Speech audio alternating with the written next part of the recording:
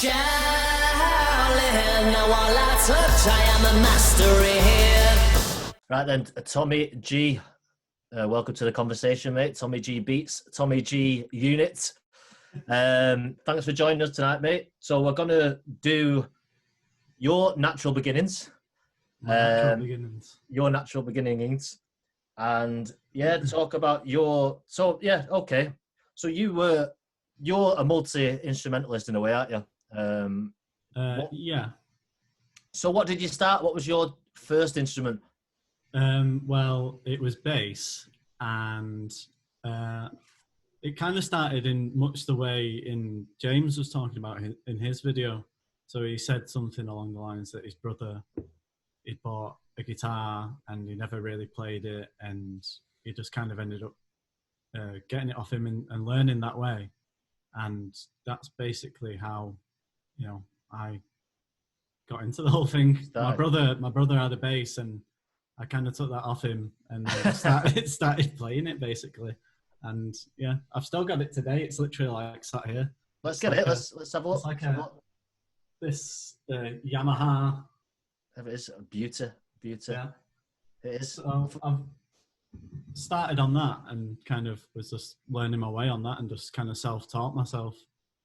So it was bass first. It was bass first, mate. Because for some reason, because when I met you, you were a drummer. Mm-hmm. I forgot to introduce someone who's very important here today, actually, because I've just sort of got eyes of him. Ryan's also here as well.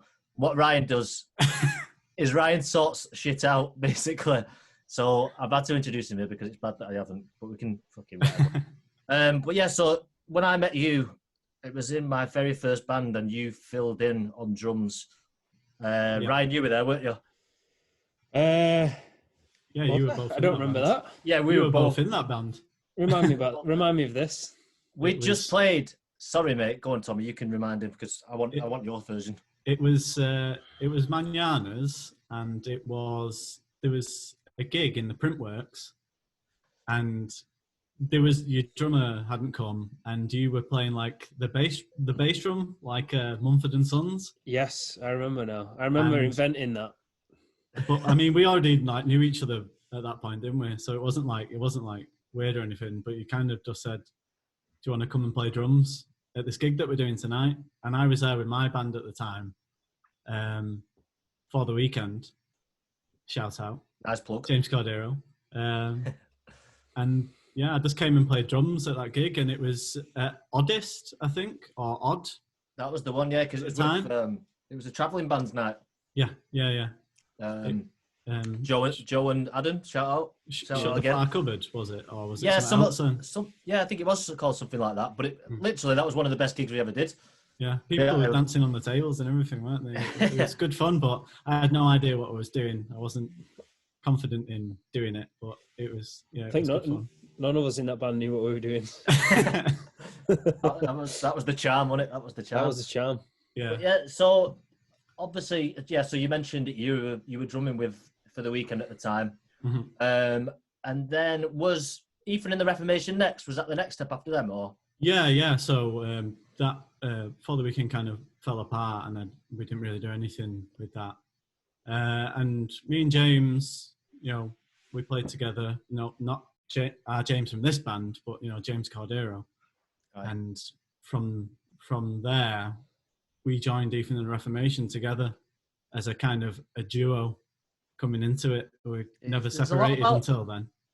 A lot about these bass and drums duos going about it. No, I think there's definitely. It's like a bit of synergy that goes on between the two.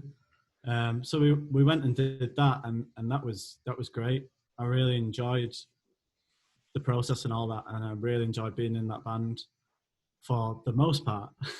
Yeah. And then towards the end, it felt like I wasn't enjoying it as much anymore. Like I felt like we were pigeonholing ourselves, and perhaps because of that not being as creative, maybe. I think I roaded for you near the end at one point. Yeah. Where did we drive to? We drove. I think it's like Sheffield or something like that. Yeah. And I remember at the time. I mean, you all seem to still get on and stuff like that. Yeah. And that was great. I had a really good time with you, to be fair. The weather was dead nice and that. It was really funny. Obviously, Ethan's a character. Yeah. And yeah. So was it just after? Yeah, was it just after then that our band split up and kind of needed some storage space, didn't we? I think so. Yeah. Because you were rehearsing at Granada, weren't you?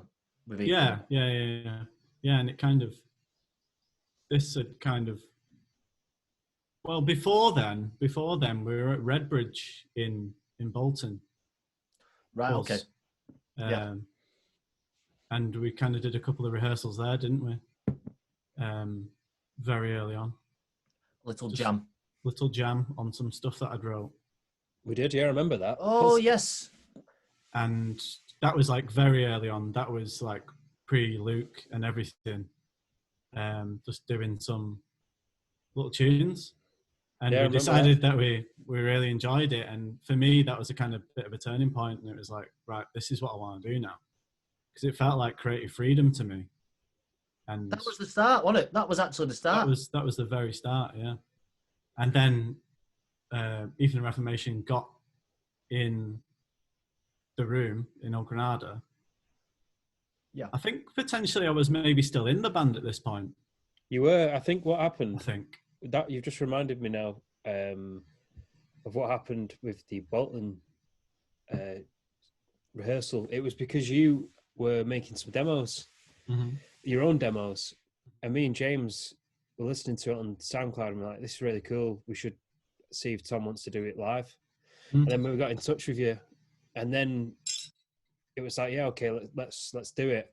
And then I think Sid came on for the ride. Standard procedure, mate. And that's where it started. It was to play some of your demos.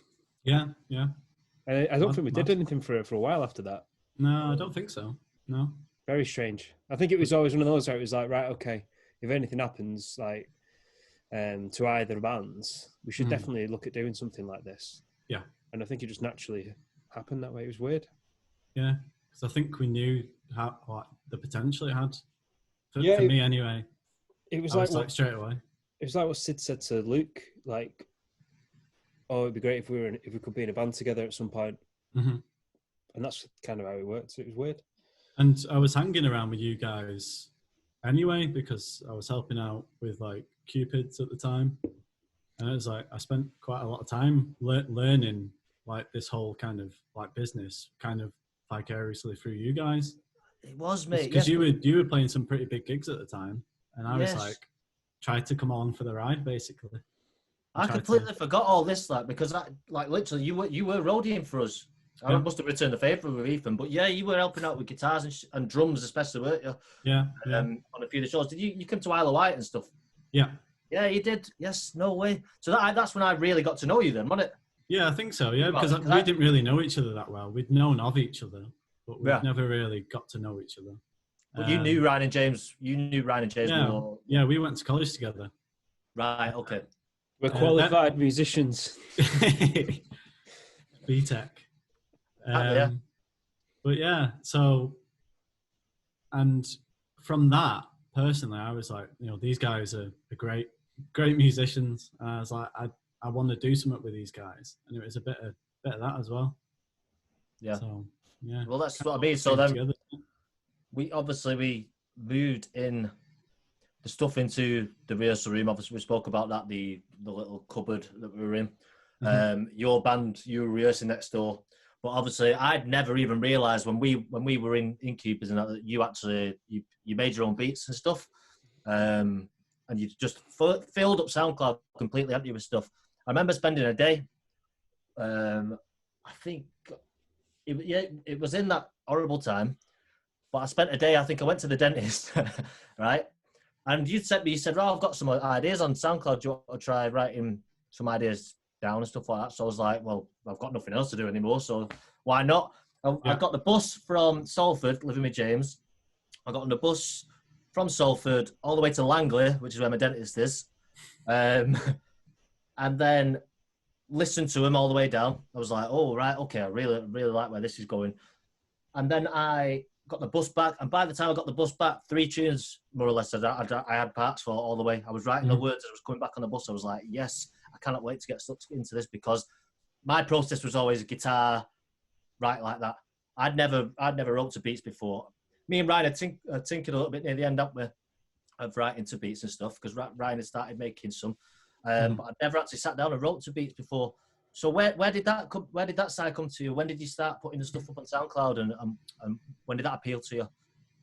Like pretty early on, to be honest with you. Like probably from about the age of like 14, I've been like doing stuff like beat wise, as you say, and just making anything, whatever it was. I didn't even care. It was just like a bit of like a creative release, especially if you're not like doing stuff with a band. You know, you've got to wait for everyone to get together, haven't you? Whereas if you're on your own, you can kind of have that creative release on your own and just do whatever you want. That's kind of what I was always saying to myself. I'll just make whatever. I don't really care. Stuff like, was very out there. Not like stick to a genre. Yeah, it was like that's. Sorry, mate. Go on. There was like loads of different things that I liked at the time, and I basically just tried to emulate those genres. So it's like post-rock stuff, like Explosions in the Sky, and like Sigur Rós and all that kind of stuff. I was getting into at the time. I was just trying to emulate those sounds basically, and from doing that, I was making stuff that, you know, now has become a part of our sound. It might not be exactly the same as it was, but it's become a part of what we are. It's right, mate. Sorry to interrupt. No, it's fine. They're funny because obviously there were various Sigur Rós and stuff like that, and Explosions in the Sky. James has already banged on about Explosions in the Sky, so I'd heard parts of them, and obviously because I was living with him around that time, I was hearing more of it. Yeah. But obviously I was getting into Drake and Kendrick and stuff like that, so I spent that good few weeks there just trying to practice writing hip hop stuff over the top of them, which is kind of, so this is mad because I've not thought about this time, and like this is where it's all kind of developed. So you're right there, man. So like where does like it was further down the road and stuff like that, but you brought in them influences again, like you said. I've interrupted you, mate, so sorry about that. Sorry, because I've lost my train of thought now because I felt really bad. But yeah, what was influencing you around that time and stuff like that, or was it just we can edit this bit? around that time, around the time of me like doing my recordings? Yeah, just when we kind of started. And when we started, for around that time, I was having a bit of a complete change of heart about music in general, because for a very long time I kind of disregarded like rap and a lot of other genres as like not very good, and I just never really opened my mind to it or like give it a chance or anything like that. So I spent a long time not being influenced by that at all, and then when I kind of opened my mind to it, I just realized that it is probably one of the most eclectic like genres of all, because there's just no boundaries for it. And I think we took a lot of that into this band, and we just, yeah. You're right. I bet Ryan's got something to say on that, because that Ryan obviously is big on the freedom of ideas thing. That was kind of his kind of, he brought that to the table on the bio and stuff like that. And it has come, Ryan must agree, it has come from listening to kind of hip hop and stuff like that and getting involved in that, because there is no boundaries. There are no boundaries. It just hip hop transcends genre for me. Yeah, and even more so now than ever. I was listening to Pimp a Butterfly on my run this morning. Great album. It's a jazz album. It's just incredible, and yeah, it just transcends it for me. It's the most free thinking, progressive pieces of art at the minute. It really is. Mm-hmm. It really Absolutely agree with you there. Whereas like all like a lot of genres, like, you know, rock, indie, they've all kind of become, you know, pigeonholed and almost like a parody of themselves, and it's kind of a self-perpetuating thing, and you know, it's people are copying other people, and it never progresses. It never gets better until people are kind of drawing influences from everywhere. It kind of becomes boring. So a lot of it to me has just become kind of the samey. it's the same stuff, but it's just further down the line. Yeah, I think as well. I don't know. I don't feel qualified to comment on this, but it feels like at the minute as well, there's some great musicians. I don't want to say that there wasn't in the past, but I'm more aware of musicians now, like Thundercat, who's playing bass on Mac Miller's album, and you've got Anderson .Paak who sings and plays kit. Yeah, it's almost as if they are like the bands. I don't know. It's weird. Like they are the musicians now, and it just so happens that the music they're making is really progressive, but also draws a lot of influence from the past as well. I just think it is just the most progressive art form that there is. It does draw a lot of influence from the past, and a lot of them admit that. It's like, so it's good to recognize where you're coming from, but also innovate as well. Like don't just get stuck on the past. Childish Gambino's what was the tune? What was the tune? Why can't I think of the tune now? His big one. Redbone? Yeah, so what was that? What did that sample? I don't think it's sampled. I don't think it sampled anything. I think that's probably it referenced. What's good about that. It referenced. Yeah, it heavily referenced and lent on Bootsy Collins. Bootsy Collins, that's the one. I think the tune's called "Rather Be With You." Yeah. But an interpolation. Yes, but who produced that, Tom? What's his name? Goranson. Yeah, the Swedish guy. Yeah, the Swedish guy. He's done the soundtrack to Mandalorian. Yeah, and Black Panther, and just pretty much anything that's good. Yeah, phenomenal. Yeah. He's got some great little clips of him on YouTube. There's like a little documentary of him writing, describing how he wrote that Redbone. Yeah. Stuff like that, which is well worth a watch because he's a talented guy. Yeah. So yeah, Tommy. So you've then progressed instrumentation wise. So obviously you brought the beats and stuff. Started on your mixing side of things and everything like that, and then it became time to rehearse our tunes. And then as everyone was fiddling about, wondering what they were going to do at the time, you became guitarist. Yeah. Yeah. Yeah. I mean, I'd already been kind of playing guitar. I was already all right at it. But this kind of made me like completely step out of my comfort zone and just go, this is what you're doing now. You're gonna have to get good. Especially since it all became my responsibility. I then became the one guitarist of the band. Especially since Ryan's like incredible at guitar, and it's like I've got always judging from the wings. I've got to try and be better than that. You know what I mean? But at the same time, Ryan's an incredible bassist, and it's like it's difficult, isn't it? You fit in, mate. Like obviously, like we're all growing together in these roles. We're all kind of slightly out of our comfort zone with everything that we're doing in this band. But guitar-wise, we've got to watch you grow. We've got to watch you find your sound and stuff. I love it because you're so technical with it. You're so into what you're doing that you will rip it apart, put it back together, rip it apart again, put it back together. And it's sometimes it's annoying, especially when your balls drop. Yeah. But no, man, it's just like you have progressed, and the sounds that you bring from your guitar, especially live, man.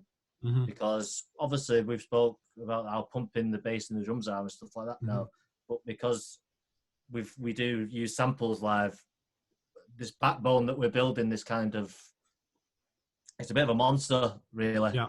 And that's down to you as well, mate. So it's like, what are you guitar wise? Who are you like big influences and stuff like that? Well, for me, like coming into this band, it was like, how can I look at guitar playing like more unconventionally, or like my guitar sounds, how can I make them not sound like everything that's come before? Like what can I do to make it unique? So to try and make the guitar not sound like a guitar is a start. But like people like Tom Morello, like Rage Against the Machine, he's like some of the stuff he does is just like it sounds like an elephant and it's a guitar. It's like, what are you doing? And he's just, he was doing this before technology was really available to like really go in depth with it. Like nowadays, it's like the things you can do and automate to just make crazy sounds and run it through your computer if you want to, all these different effects. And he was doing it way before any of that was like kind of possible. Yeah, so, you can see that. You can see that anyway. You take a lot of influence from him in a good way. Yeah. So it's definitely not a copy of that, because I couldn't even begin to like be that good at guitar. But yeah, just kind of looking at it from that, you know, make the guitar sound like a synthesizer or something like that, and just like run it through a load of mad effects, and you know, it's kind of doing my own spin on that kind of thing. You're progressing the instrument. That's what all the great guitarists did as well. Mm-hmm. They look to do something different with it. Yeah. And I've seen some stuff you do, and it's like, that's really clever. Mm. And the amp as well, the amp and guitar setup and the combo, stuff like that. Like it's quite a unique choice of amp. Mm-hmm. But it really lends itself to it has quite a lot of possibilities. Yeah, it's like it's the Roland Jazz Chorus, and it's just like, it's a really good pedal platform, and it's just, you know, it's a solid state amp, it's not a valve amp, and you know, people turn their nose up at that, but I was just like, you know, I just want it to be as flat as possible, so whatever I do with my pedals and stuff like that is just going to translate really well, you know, rather than like colouring the sound and that kind of stuff. What pedals have you got, Tom? What pedals do you use? Well, originally I've got it here. Come on then. Because when we went into isolation, I was like, well, I need to take that home with me. So it's obviously this, you know, the Pog, because it just makes your guitar not sound like a guitar, and it's just like an octaver, but it's great. We've used it on all of our stuff. Like literally, I got introduced to it by Matt. You know, I knew about it before, but I'd never had the money to buy one, and Matt kind of showed me that, and I was like, right, I need to get one of these. So after the first time we went into the studio, the first thing I got straight away was like a Pog. I was like, I'm going to need that, because it's just incredible. It's worked, man. It has worked. Yeah, like it sounds great. Because we use that on, it's like the main sound on Gross Domestic Happiness, where it goes like do do do do do. So that, and you know, Why Me, All Over Why Me Why, Love As You Want It in the chorus. Just pretty much everything that we've done is that. So yeah, it's great. I love it. It's on the new single as well. It's on the new single. Yeah. And everything else. You get some really nice. I think it is. I think it's on every track. You can you can create some really nice orchestral sounds, layering it all up. Absolutely. What's the next piece of equipment you're going to buy? What's the next piece of equipment I'm going to buy? Well, hopefully nothing now, because I recently got I kind of ditched a lot of my pedals apart from the Pog, and just decided I was just going to go with like multi-effects, just because of the ease of use. You know, the Line 6 HX Stomp, it's just streamlined everything for us. Instead of having to tap dance and turn loads of different things off, you can just focus on your playing. A bit like what you were saying, Sid, like when you're not playing guitar, you're able to focus on your singing. Exactly, with bands, and with that, it's a lot of the times you can be thinking about like what you're doing with the pedals, and rather than actually just focusing on your playing and playing to the best of your ability. That fucking terrified me as a guitarist, mate. Yeah, I was the worst. I was the worst. My feet, my hands didn't move like I wanted them to anyway, but my feet, never mind them. It's fucking disaster. Yeah, exactly. Especially when you were wearing Cuban heels. those are the days, man. Platforms. Yeah, I was just getting sick of like turning pedals on by accident, and all of a sudden there's like these mad sounds going on, and it's just like, what?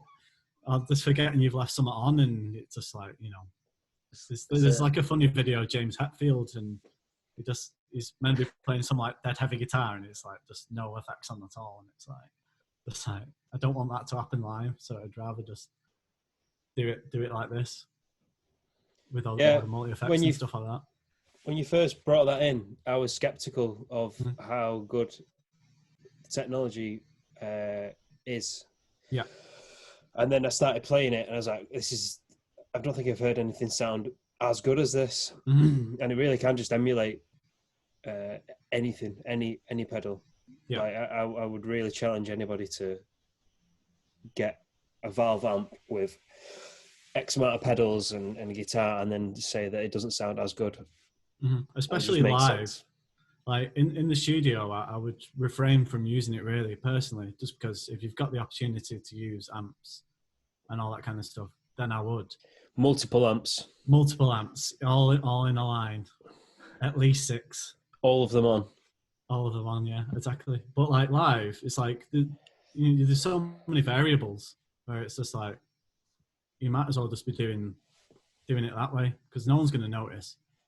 And if someone can notice, then fair enough to them. But if it's going to ruin your time that much, then it's a bit sad, isn't it?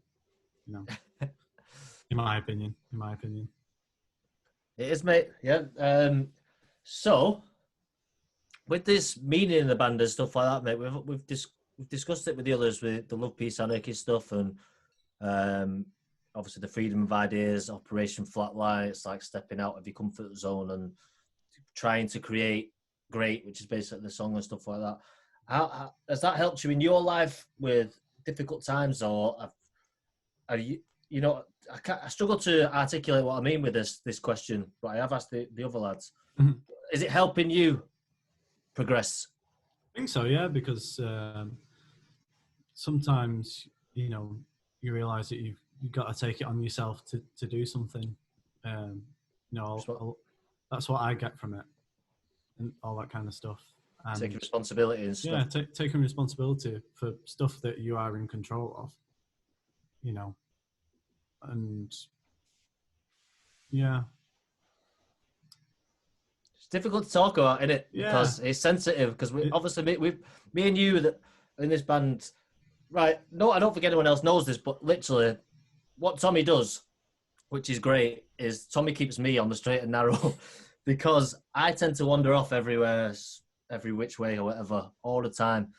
And literally, it's like you must have a template of things set up here, because when I've done something maybe slightly off topic on the Instagram, it's the Instagram's gone up, the post has gone up, and I'm like, I've done something. I shouldn't have said that. Maybe I've said something wrong here. Within a second of that, bang, Tommy's in the inbox.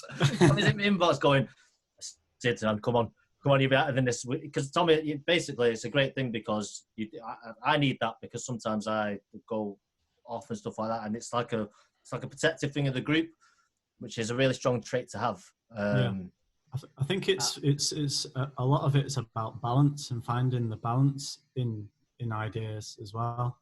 Yeah. And you know, this comes down to the studio a lot as well. Like someone may have a really strong idea about one way that it can go, and I might have a strong idea of how I think it can go. But then the more I thought about the meaning of the band, I've realised that sometimes it's, you know, a combination of those two things. That's what I get a lot from this band. It's like, you know, being able to just try and give up your side of it and try and understand where the other person's coming from and try and do the best of both. Sometimes. That's it, man. I think it's like, especially there's a lot of opinions in this band, and it's great, because that means there's a lot of ideas knocking about and a lot of ways we should be doing things. But within two opposed opinions, there's always the truth is somewhere, and I think we know that, and we structure. If we're having arguments now, sometimes we act really irrational, and we're like reactive and stuff like that, and everyone gets, some people upset and stuff like that. But it only takes about 5 minutes now. We're getting really good at it to just think, maybe not 5 minutes, but it's just a human response, though, isn't it? Like you can't ever say to anybody that, you know, don't be upset, because that's just how you're naturally going to feel. You know what I mean? It's like that's just how it is. That's just how we are as human beings. You know. Exactly, man. You sit back, you evaluate what you've said. I never take anything from anyone in this band as anyone ever trying to be nasty or trying to be horrible or trying to put me down. I don't know if you feel the same, but it's kind of like absolutely. It's all for the greater good of the band, and I think that's what's kept us and is getting us tighter and tighter by the day, really. Because we do face, like, I know our message is quite positive and stuff like that, but we do face issues daily with things slapping us in the face, and they might not seem big to other people, but like, we have to come together at times, and we have to disagree, but we also have to find the truth in these situations, man. And I think you're a great advocate of that in a way, because you will always say the truth, exactly how you feel. You're very honest. Sometimes that's difficult to bear. Yeah. the same time, it's created.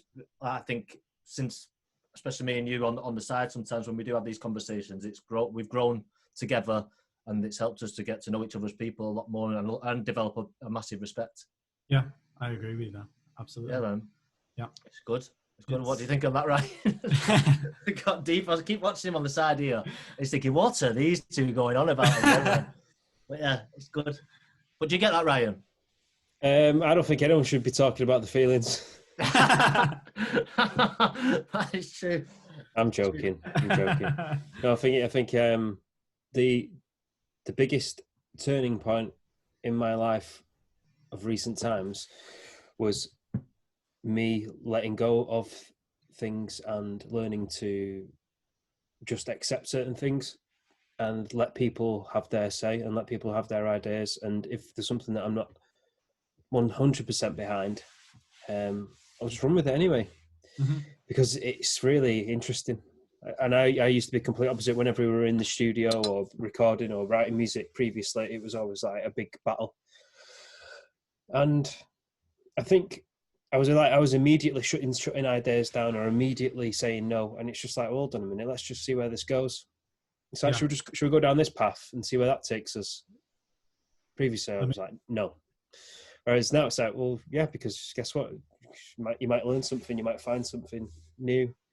So yeah, I think letting go was the biggest development for me. I think I just let it go. Do you know what I mean? It's like Frozen. Mate, but it is though, because as much as you try to control what is out here, you're gonna fail every time. You are gonna fail. Man. You can't do it. You cannot do it. What you can control is yourself, though, and that is with you saying about your big learning curve. That for me is the biggest thing, because I was exactly the same as you, Ryan. Always wanted it to kind of be my way in a way. Never having the bullets to kind of go out there and do that, but at the same time in my head, then I go away with resentment because I'm like, why is it not like this? Why is it not like that? Well, do you know what you should do? If you've got that frame of mind, don't be in a band. 100%, man. 100%. Because it doesn't work. Go solo. Be a solo artist. And some people are more cut out for that because they want it all their own way, and they really can't handle it unless it is all their own way. And that's absolutely fine as well. That is absolutely fine. You can grow in that. You can develop yourself in that aspect. Like I've always wanted people to support me. Unfortunately, I never really feel. I like the team aspect of it. I struggle on my own. I like bouncing shit off people, because you get a response where it's like, oh shit. Sometimes you don't want to hear that response, but it helps you grow. It's a meritocracy. This band, more than ever, where we all strive for the best idea. You know, it doesn't matter whose it is or what it is, or it's a meritocracy. Yeah, that's Bob on there with what you're saying. Yeah, we all get our opinions. Yeah. Yeah, it's not just one person just like, leading the way. It isn't. Hopefully, most of the time. Maybe I do push my opinion more than most, but yeah, it's not that, mate. But I would never do it in like a negative, for the betterment of. It's the same with any sort of creative team, whether it's filmmakers, whether it's script writers, whether they're graphic designers, whether it's it's all the same, and it's because there's no right or wrong answer. Yeah, you're right there. You're right. For certain things, there is for other things, but that's why it's so difficult. Yeah, what's right for one person isn't right for another person. Yeah. So what is actually right? You can't tell. It's like, so you can beat yourself down with it and stuff like that. The best thing about us is our Zoom meetings. Well, it's Zoom now, isn't it? But when we were in the Resi and that, because we'll get like, so there'll be an opinion and there'll be another opinion. And it must take at least an hour and a half, 2 hours of discussion going round and round the houses. Everyone's just like, the faces are melting. It's like, oh my God, I cannot believe we're still talking about this. Has anyone brought any lollipops and biscuits? No, they haven't. It's annoying. But then it's like, you get round to it, and then all of a sudden, when you stop thinking about it, bang, the answer comes, and it's like, maybe that's just a natural progression of life. I think so. That is how we come to decisions a lot of the time, isn't it? It's like, might be two strongly opposing arguments, but then it comes around to being a perfect blend of the two most of the time. for me anyway. And we just get it done in that sense, if that makes sense. Yeah. Ryan's got a different opinion. No, don't. I think the reason why though is because we, again, the ways to get around this sort of issue is that you must agree that you have to progress and you have to make a decision and you have to make the decisions by this time, by this date. And if it isn't 100% perfect, then do you know what?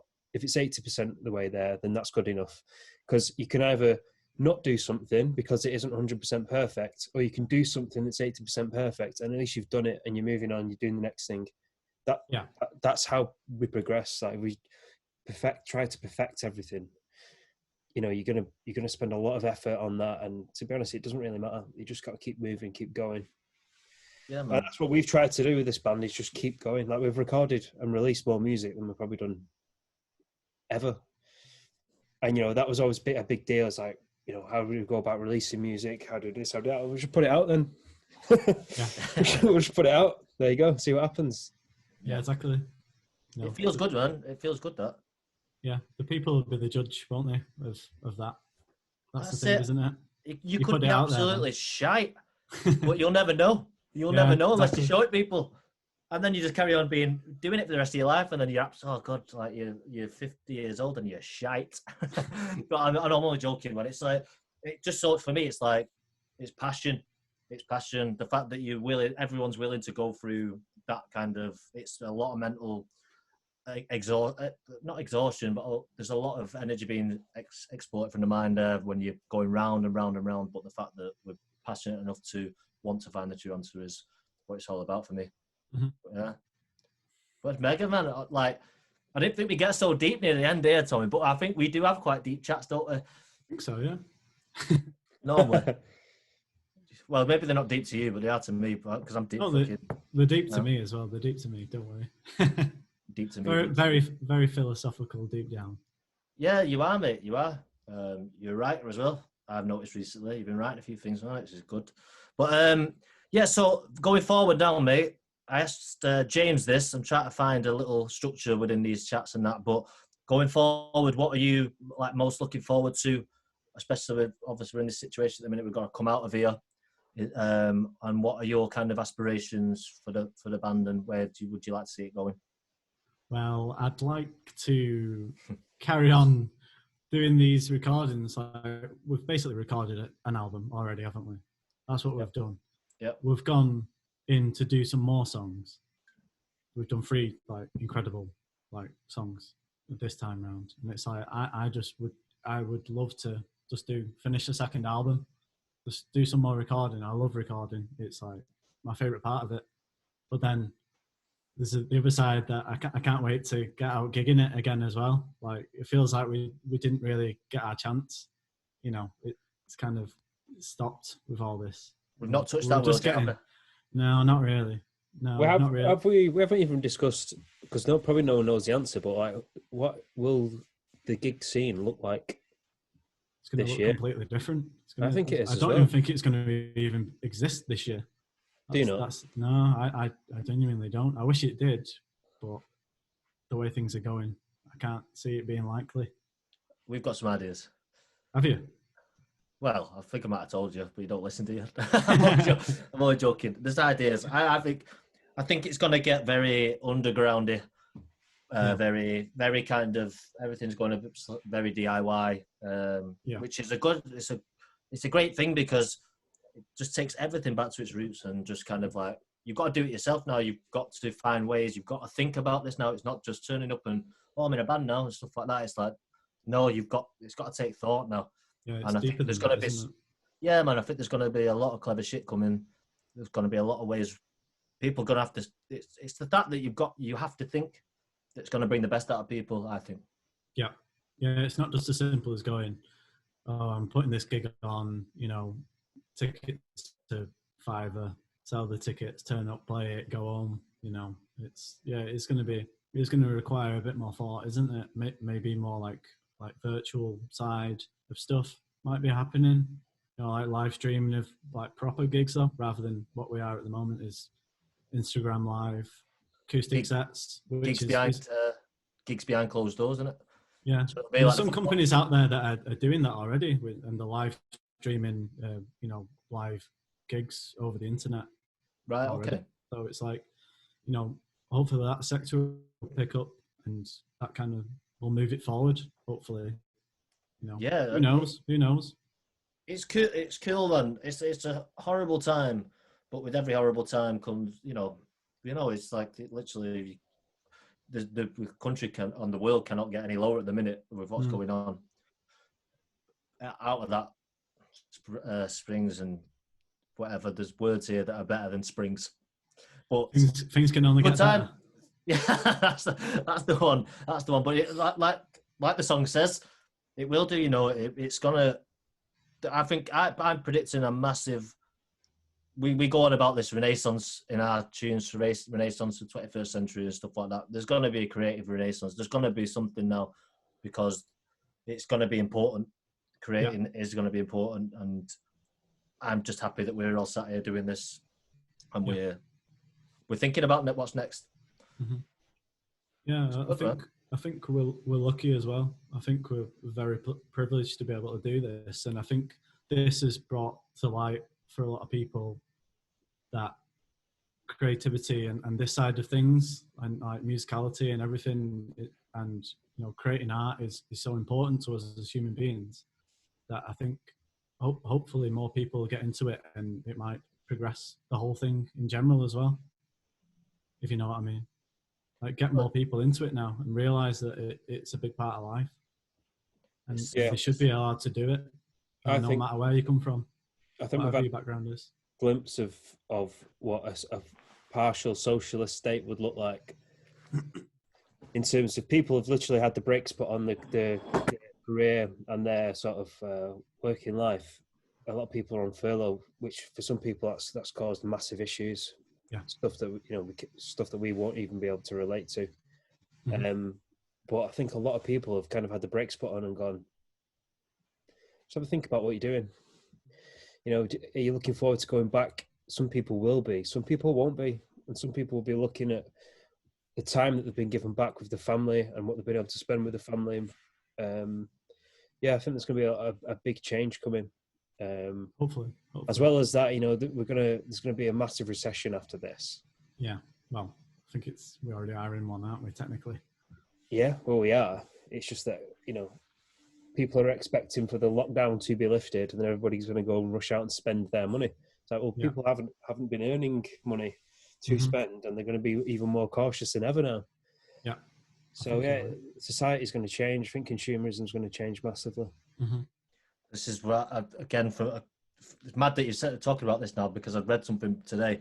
It says something about art that is, and a good man, and the artist is a selfless attention to nature. So when I read that, I was like, that is exactly it. And because it's kind of you at the time you have gone back to nature in a way. You've gone back to life without all this mad shit that's around you. You're stuck here now with, I don't know who you're stuck with. I'm stuck with my family, and it's kind of like it's slightly tribal. It's weird.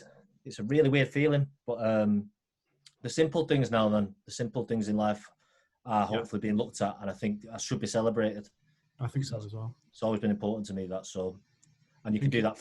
Go on, mate. I think again, it is about balancing that. It's like being able to balance fun and work. Yes. We have to work. There's no two ways around that. But if people could enjoy themselves whilst doing that, that would be great. Man, it's great and because not be like kind of forced so oppressively into, getting to the point where you absolutely hate going to work and you feel anxious about it and stuff like that. It's not. It doesn't work. No, it's not good for the human psyche. The soul, mate. Yeah, it's destroying people. So, but you have a blend. You have to have a blend of the two. Like I know some professional musicians who are in a position where they can create music every day, and it's a weird balance. They sometimes are absent of purpose. They might go and do 2 tours a year, and that's fine. You know, it makes them enough money to kind of, but there's a massive void for them, you know, and they don't really fit in with society. There's no one that can relate to them. Do you know what I mean? Yeah. And you've got to get that balance right. Like, you know, if someone said to you now, what would your perfect life be?